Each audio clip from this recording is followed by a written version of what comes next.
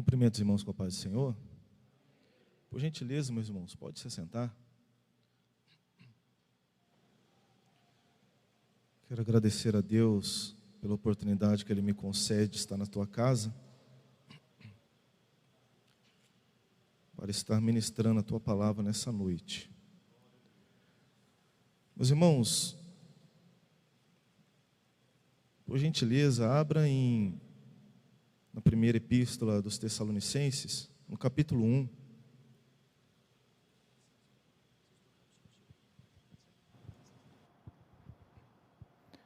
Primeira Tessalonicenses, capítulo de número 1.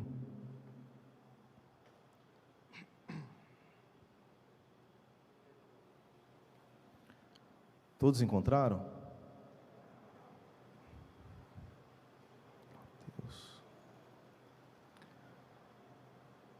Peço que os irmãos acompanhem comigo a leitura, que diz assim: Paulo e Silvano e Timóteo, a igreja dos Tessalonicenses em Deus, o Pai, e no Senhor Jesus Cristo, graça e paz tenhais de Deus, nosso Pai, e do Senhor Jesus Cristo. Sempre damos graças a Deus por vós todos, fazendo menção de vós em nossas orações, lembrando-nos sem cessar da obra da vossa fé, do trabalho da caridade, da paciência, da esperança em nosso Senhor Jesus Cristo diante de nosso Deus e Pai. Sabendo, amados irmãos, que a vossa eleição é de Deus, porque o nosso Evangelho não foi a vós somente em palavras, mas também em poder e no Espírito Santo e em muita certeza, como bem sabeis quais fomos entre vós por amor de vós. E vós fostes feitos nossos imitadores e do Senhor, recebendo a palavra em muita tribulação, com gozo do Espírito Santo. Amém. Meus irmãos, essa carta que o apóstolo Paulo escreve à igreja de Tessalonicenses, ele vem para ensinar a igreja a respeito de alguns propósitos que ele precisava doutriná-la. Apesar da igreja ser uma igreja recém-nascida, apenas com 3 meses de existência, ele precisava estar ali ensinando a igreja sobre alguns assuntos muito importantes. Dentre eles, nós observamos aqui que no capítulo 1, ele fala sobre dar a saudação e fala para a igreja permanecer naquilo em que ela foi ensinada. No capítulo 2 e o capítulo 3 dessa carta, ele nos fala combatendo alguns judaizantes que estavam fervendo o povo em relação ao apóstolo Paulo, que ele só estava pregando o Evangelho para obter lucro financeiro para a sua vida. E ele debate isso no capítulo 2 e o capítulo 3. No capítulo 4, ele fala para a igreja permanecer em santificação. E no final do capítulo 4, ele vem falando algumas coisas a respeito do que precederá a volta de Jesus. E no capítulo 5 ele continua com essa temática e encerra com a saudação. As coisas importantes que o apóstolo Paulo ele insere aqui para que a igreja viesse a compreender que para se obter a salvação em Jesus Cristo, existe a necessidade de se santificar. Para que a gente compreenda melhor o que o apóstolo Paulo está dizendo aqui nessa carta, nós precisamos voltar lá no capítulo 17 de Atos dos Apóstolos, quando ele funda essa igreja. Porém, no capítulo 16, na sua segunda viagem missionária, ele tem a intenção de pregar o Evangelho na Ásia, mas como diz o texto, ele foi impedido pelo Espírito Santo para anunciar o Evangelho na Ásia. Mas pela noite ele teve uma visão, e a visão que lhe aparecia um homem que dizia para ele: passa a Macedônia e ajuda-nos. E o texto discorre dizendo que ele entende que é para a região da Macedônia que o Espírito Santo quer enviá-lo. Então ele acorda, ele se levanta e passa por algumas cidades até chegar na cidade de Filipos. Lá na cidade de Filipos, no segundo dia que ele está lá, ele está caminhando para procurar um lugar para orar e encontra umas mulheres que estão à beira de um rio. E ele anuncia o evangelho a essas mulheres, e uma mulher chamada Lídia aceita a Jesus pela pregação do evangelho e logo após a sua casa. Iniciando ali, na casa daquela mulher chamada Lídia, a igreja em Filipos, que é a primeira igreja instituída na região da Macedônia. E nós entendemos que pela Macedônia, pela igreja em Filipos, foi a porta aberta que Deus abriu para que o evangelho alcançasse a Europa. E após ter alcançado a Europa, todo o evangelho alcançou a América. E nós estamos aqui hoje por causa de uma palavra que define um homem em Atos no capítulo 16: obediência. A obediência de ter ouvido a voz do Espírito Santo. O apóstolo Paulo poderia muito bem ter seguido a intenção do coração dele, de anunciar o evangelho na Ásia, mas ele preferiu dar ouvidos à voz do Espírito Santo. E aqui é uma coisa que nós aprendemos, que se nós ouvirmos a voz do Espírito Santo, apesar de tribulações vier contra as nossas vidas, apesar de dificuldades se levantar contra as nossas vidas, no final, tudo dá certo. Porém, se eu seguir o caminho que deseja o meu coração e deixar a voz do Espírito Santo de lado, eu não estou profetizando isso, mas uma coisa é certa: aquilo que você está planejando, segundo as intenções do seu coração, não dando ouvidos à voz de Deus, vai dar errado. Obrigado. Então a primeira coisa que precisamos entender é que precisamos ser obedientes à voz de Deus, à orientação de Deus. Mas a voz de Deus, ainda que estejamos obedientes à orientação dEle, isso não nos exime de passar por dificuldades. O texto lá nos conta, nos fala, que chegando em Filipos, ele passou por tribulações, ele passou por injúria, ele foi sentenciado, sem ao menos passar por um julgamento, foi chicoteado, foi encarcerado, mas nos diz a palavra de Deus que por volta da meia-noite, Paulo e Silas oravam e cantavam louvores a Deus, e de repente veio um grande terremoto. E uma coisa interessante, que 3 coisas aconteceram durante aquele terremoto. Aquele terremoto veio para abalar as estruturas do cárcere. Aquele terremoto veio para abrir as portas do cárcere. E aquele terremoto veio para quebrar os grilhões que prendiam o apóstolo. Uma coisa é certa, que mesmo debaixo de obediência, nós não estamos isentos de não passar por tribulações. Mas nós estamos e sabemos com toda a certeza que debaixo da obediência da voz de Deus, Deus não perde o controle da situação das nossas vidas. Ainda que você esteja passando por qualquer tipo de dificuldade na sua vida, na sua família, Deus está olhando a situação da sua casa. Ele sabe o que você passa e no momento certo, Ele, com a sua mão, irá intervir e entregar aquilo que você precisa para satisfazer a sua alma. Glória a Deus. Ele sai do cárcere e ele continua a sua viagem. E então entramos no capítulo 17. Ele passa por Anfípolis, depois por Apolônia, e ele chega em Tessalônica. Em Tessalônica ele fica 3 meses pregando o Evangelho, local onde ele funda aquela igreja. E uma perseguição muito grande se estendeu sobre a vida dele e sobre aquela igreja, porque era uma região, era uma cidade altamente idólatra, que não permitia qualquer tipo de outra adoração que não fosse o imperador. E todo aquele que não prestasse culto ao imperador, já estava certo que ele seria sentenciado ao cárcere ou à morte. E aquela igreja estava correndo um grande perigo de vida, um grande perigo. E quanto ao apóstolo Paulo também, ensinando aquela igreja sobre o verdadeiro Deus e a única salvação que há em Jesus Cristo.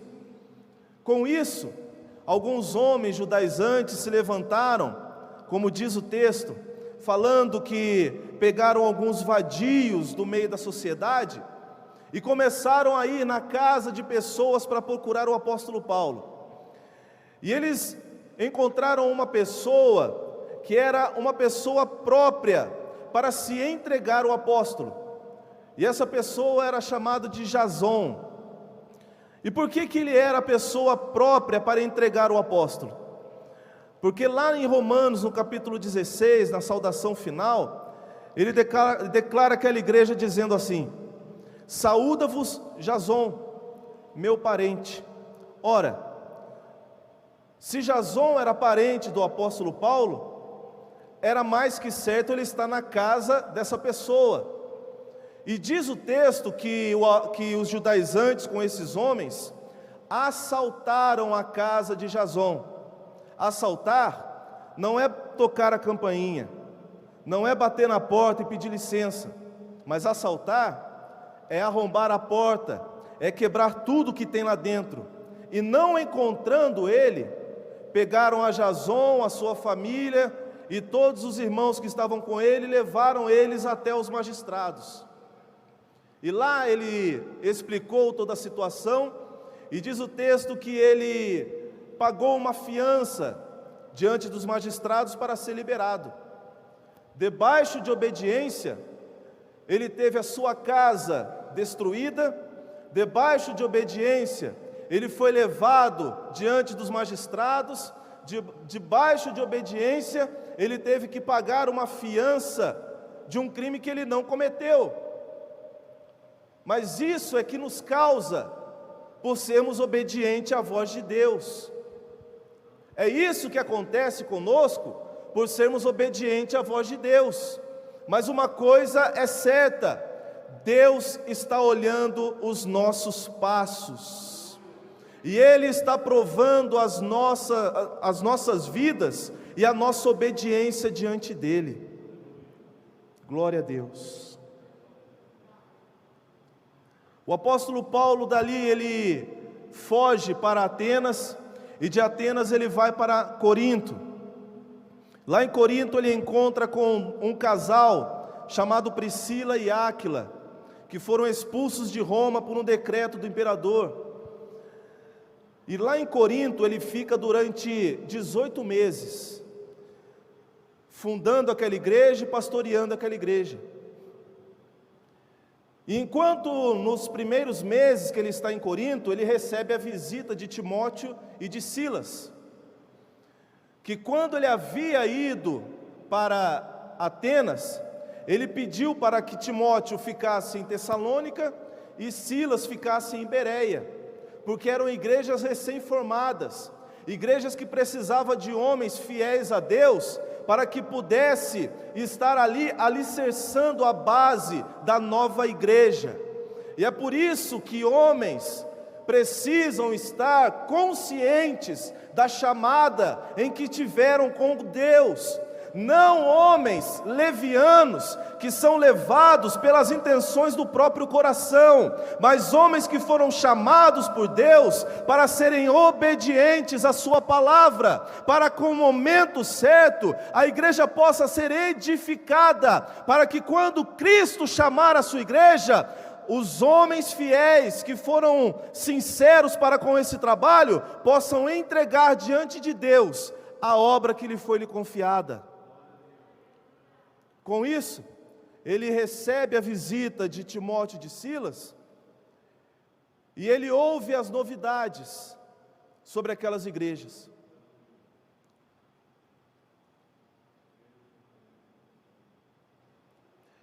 E durante esse período de 1 ano e 6 meses que ele ficou em Corinto, ele escreve essa carta de Tessalonicenses. E a primeira coisa que ele escreve aqui, ele diz assim no versículo 1: Paulo e Silvano, que é o nome romano de Silas, e Timóteo, a igreja dos Tessalonicenses em Deus, o Pai, e no Senhor Jesus Cristo. Graça e paz tenhais de Deus, nosso Pai, e do Senhor Jesus Cristo. A primeira coisa que nós observamos aqui, na saudação, é o nome deles: Paulo, Silas e Timóteo.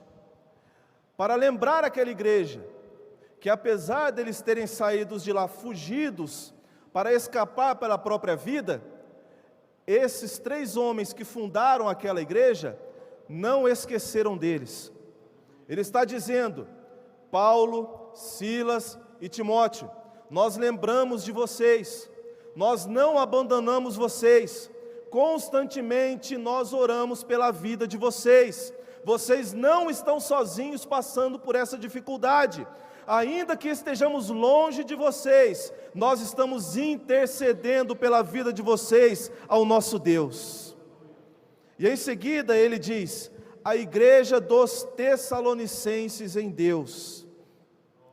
É outra coisa que precisamos observar, que é uma saudação diferente de qualquer outra carta que ele escreveu, porque para as outras cartas ele escreve dizendo: a igreja que está em Filipos, a igreja que está as igrejas que estão na região da Galácia, a igreja que está em Éfeso, mas aqui, propositadamente, ele escreve dizendo: a igreja dos Tessalonicenses em Deus.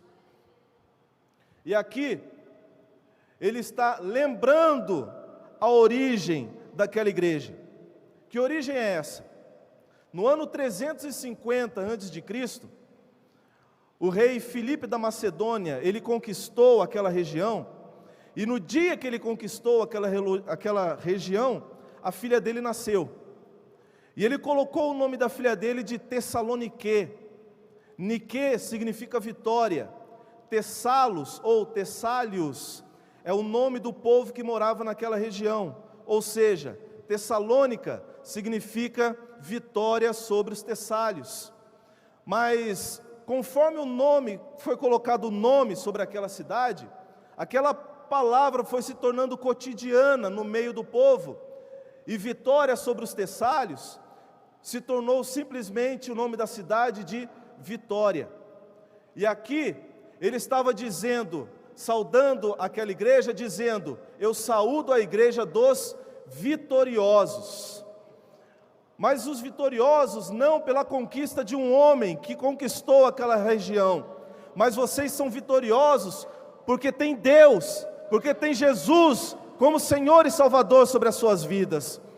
E a vitória que o crente espera não é a vitória de que eu posso obter alguma coisa porque uma porta se abriu, eu posso obter alguma coisa porque eu espero daquilo acontecer. Não, a vitória que o crente espera, ela está somente em Deus. É somente em Deus que nós devemos esperar, por qualquer que seja a circunstância que estejamos passando. A única vitória que nós esperamos, ela vem das mãos de Deus.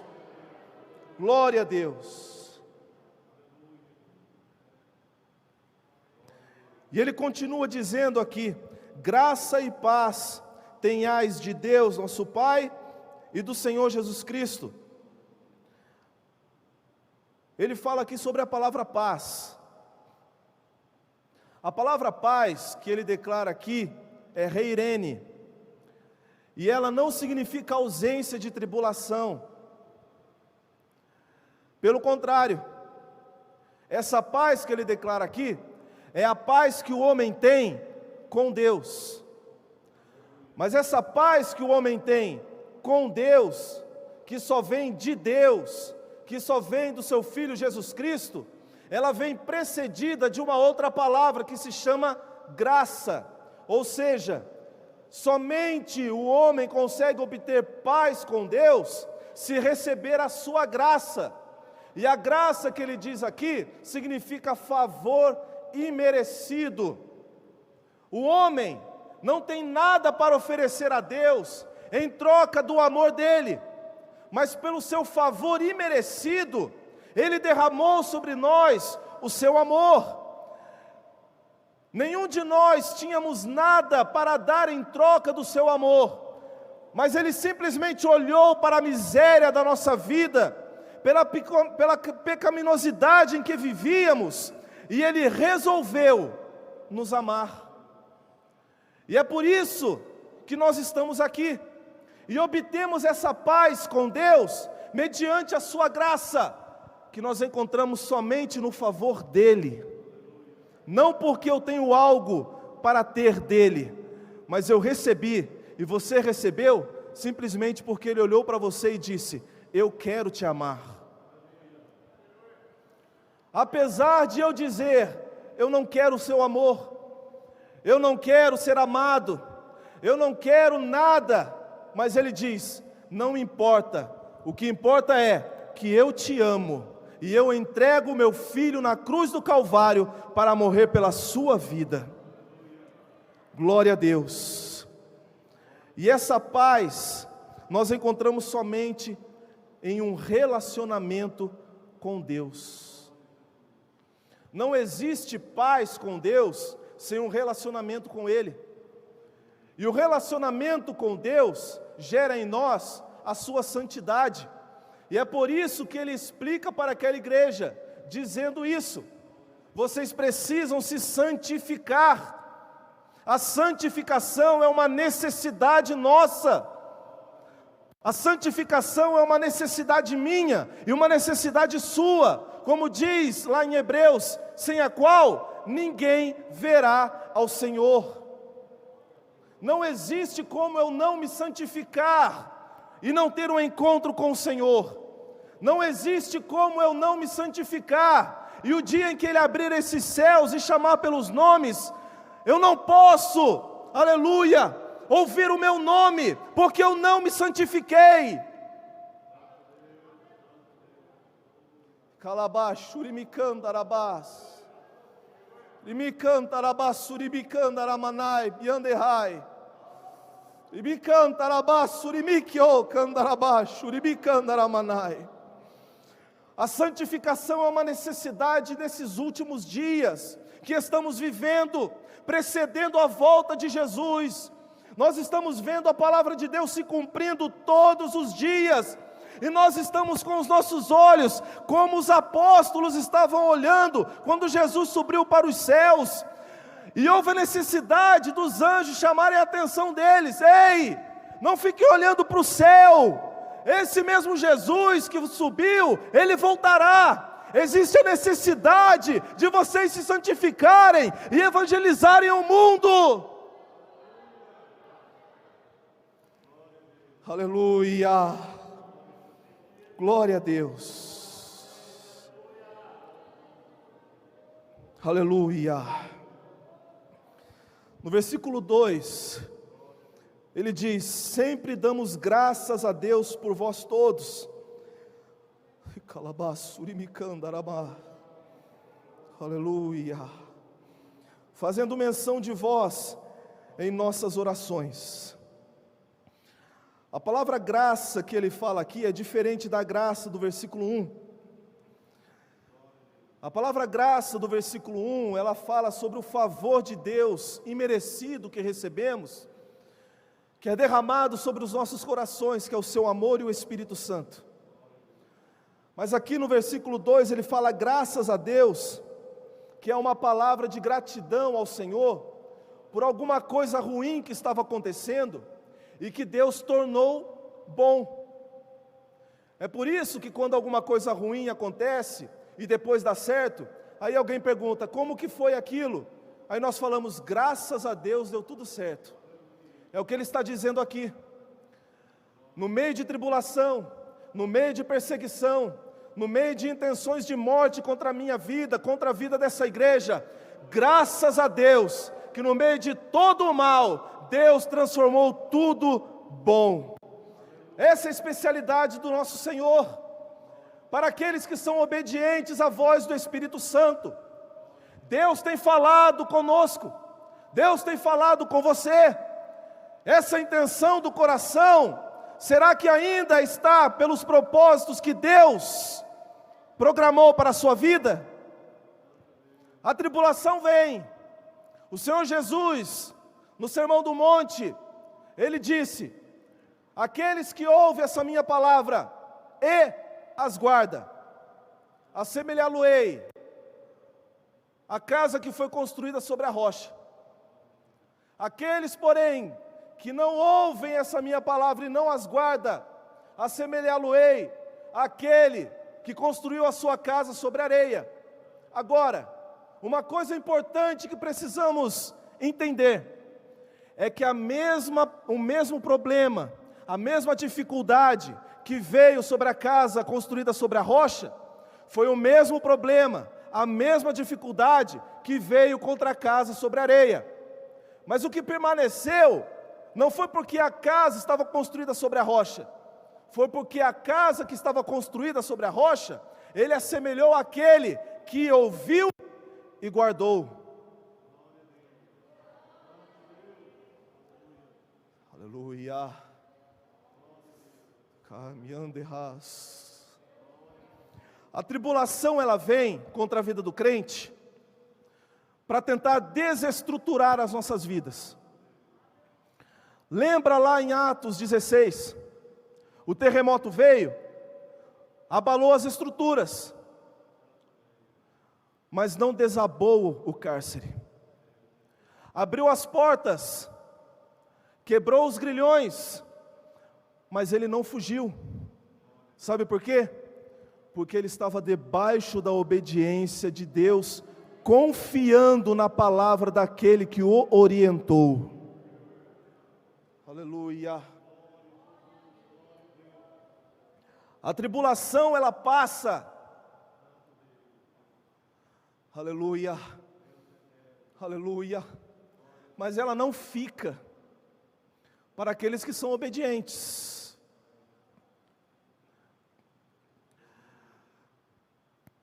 A minha família e eu passamos 2 anos e 1 mês na frente do trabalho, dirigindo o trabalho lá no Parque das Rodovias. Muitas coisas aconteceram. Foi um verdadeiro seminário de obreiro para mim. O homem tentou entrar com uma faca querendo me matar. As igrejas estendeu a mão, o homem não conseguiu entrar para dentro da igreja. Muita coisa aconteceu, meu Deus do céu. Mas uma coisa que quase me desestruturou,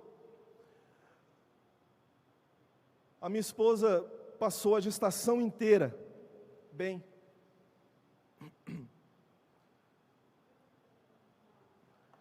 Mas 2 semanas antes da minha filha nascer, tudo virou. Ela percebeu que ela não estava mais mexendo. Fomos ao médico, e o coração fez o cardiotoco, e o coração dela estava batendo muito devagar. E a médica fez os exames, concluiu lá, que o nutriente da placenta não estava alimentando muito ela. Então o feto entendia que para permanecer vivo, precisava mandar esses nutrientes para o cérebro. Mandando o nutriente para o cérebro, ela precisava ficar em repouso, não podia se mexer muito, para não acelerar o coração, e para não mandar para o coração aquilo que ela estava mandando para o cérebro. Foram 15 dias pensando, vai morrer ou vai viver?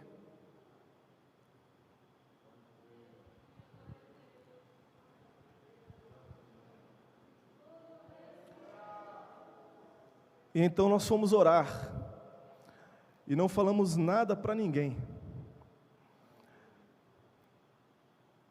Cada dia, todo dia ela ia no médico para fazer o exame, todos os dias durante 15 dias. Aí a médica falou: não dá mais, vamos ter que fazer a cesárea.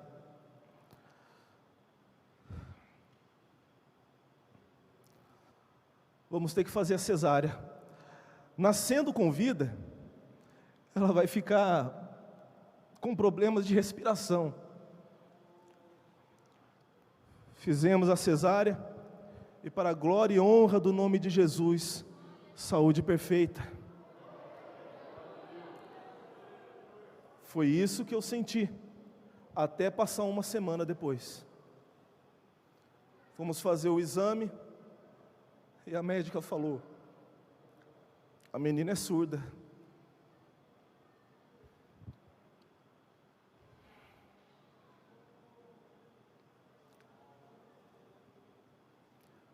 Eu nunca orei tanto na minha vida como esses dias. Ela nasceu em setembro. Na segunda-feira do Congresso de Missões, pastor Josilei estava pregando aqui. Eu estava sentado no terceiro banco, na terceira fileira, na quarta cadeira. Ele foi tomado pelo Espírito e ele disse: Jesus está passando no coral. Jesus está passando na igreja. Jesus está passando no meio dos obreiros. Ele está curando o coração, Ele está curando o rim, Ele está curando o ouvido. Quando ele falou isso, eu ouvi a voz do Espírito Santo falar no meu ouvido: eu estou curando a menina. Fomos fazer o teste novamente, e tudo está perfeito para a glória e a honra do nome de Jesus. A tribulação ela vem para desestruturar a nossa vida, mas aquele que permanece em obediência à palavra de Deus, permanece em pé, permanece vivificado, permanece avivado, porque a palavra de Deus é que vivifica a nossa fé, e não há outro, aleluia, em quem nós obtemos vitória, senão em nosso Deus. Amém.